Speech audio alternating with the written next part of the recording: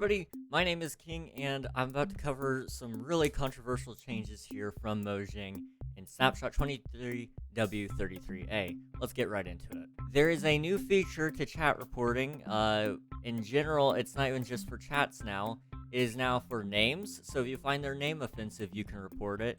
And if you also find their skin offensive, you can report that too. So I'll just show you how to do this if you guys really want to do it. Just go to player reporting, and then you just gotta press report player. Now you can choose from 3 different options, and you can make your case. So that's not where it just stops. And I'm going to explain here in a minute why this is all bad, but I just want to show you how bad this reporting system is. Press player skin. Select report category. You can literally just select, I want to report them. And all that is I'm annoyed with them. They have done something I do not like. I didn't know that was a reason to be able to report somebody, but apparently that is. And that alone is pretty bad. That can open up a whole lot of issues, and now Mojang just has the right to say, I don't like it either. We're going to ban this guy from online multiplayer. That's a thing they can do, apparently. Which, I mean, they reserve that right. It's their game, but this is not good for players. Second, player skins reporting. Right. They haven't said anywhere, as far as I can find, what makes a skin reportable. This skin right here does not look reportable to me, but he does have, like, a tiny mustache. Is that bannable? Is it going to follow the guidelines for the servers, where it has to be for a 10-year-old, something a 10-year-old could play? What does that even mean? Each 10-year-old is different. What can a 10-year-old be around? Okay, well, what about, historical figures? Like I said, are we going to ban Joseph Stalin skins from Minecraft? What about recent people? Are we going to ban Donald Trump skins? Are we going to... Well, it opens up a whole slew of issues. And I think Mojang should have just not even bothered and let server owners do the thing that they're supposed to do. But when you start making moves like this for censorship in any form, you start to run into issues. I don't know what Mojang was thinking with this, because it's not great. Another problem with this is they are banning the skin entirely. So they're not going to ban the player.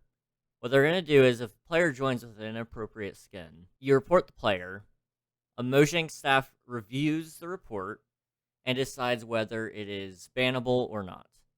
If they decide it's bannable, then they will ban that skin, meaning nobody can use that combination of pixels ever again. It is on their blacklist.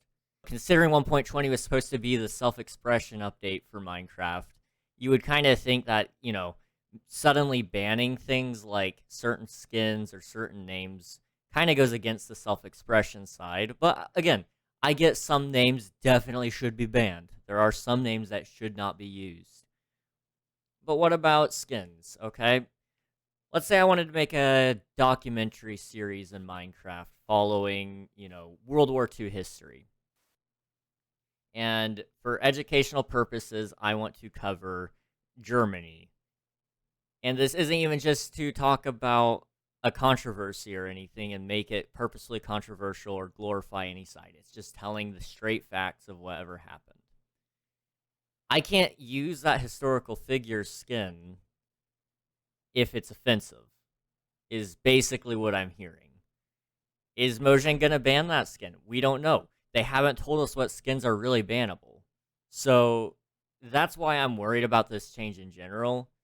Mojang choosing to make it so easy to report people now. I was worried initially with the chat reporting, but I wasn't super worried. I thought, I trust Mojang to make good decisions and allow freedom of speech. But once you start getting into things like you can't look like that, or you can't have a name like that, they're worried about the kids, and I can understand that. I really do. I really get that. But the reason it's E10 is because it's not rated for online play. any form of online play will always be rated higher than what the game should be. Minecraft is an E10 game. It always will be. But online play will never be. Online play will always be probably rated M. I have a server, for example, that you guys can join using the link in the description to join my Discord. You can join that. It is supposed to be an E10 server, really. But sometimes people do swear in there, and sometimes we have to tell them, hey, please don't do that. We're trying to keep the server as family-friendly as possible. Some servers don't have a problem with swearing. And so if Mojang is going to start coming in and saying you have to start following these guidelines, people are going to get mad. People are already mad. So I don't know what they're expecting with that. Anyway, I've rambled on about that for a good while. So that was just one big change that I wanted to cover with you guys. It's not looking good for what Mojang has been up to lately in that regard. But I do want to show you some good things that they have done, because not all is bad with this update. There are a couple of interesting features that they have added, so I'm just going to show you guys. As you can see, they cannot reach me, and why is that? Well, it's their bounding box. So their hitbox has to be in line with me and be able to touch me. So even if I'm like hanging over the edge, they can't reach me. It's so handy. This is actually a really good change. There are certain creatures that have definitely received changes from this. One of them being the Enderman, which used to be, I think, had to be like 2.5 blocks up. Now you have to be a full 3 up. It's overall, it makes it more consistent with the actual gameplay. Now, you know, when you're on a camel, it makes sense why these guys can't reach you. Another great change is the Ravager, and I'll show you guys that here in a second. So say you have a Ravager here.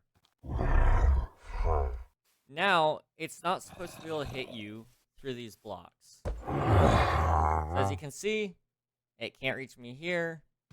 And let's just even say we remove that block. Can it still reach me? Nope. Now, once I get close enough and I'm within 1 block, it can. It's all about the hitbox size. Okay, that's just about everything in this update. There's a whole bunch of bug fixes. Let me know what you guys think of this reporting system and also the mob hitbox changes. And I'll catch you next time. Thank you for watching, and good night. I need to stop saying good night. It's not night. It's day for me. It's whatever time it is for you. I'll catch you next time. Bye!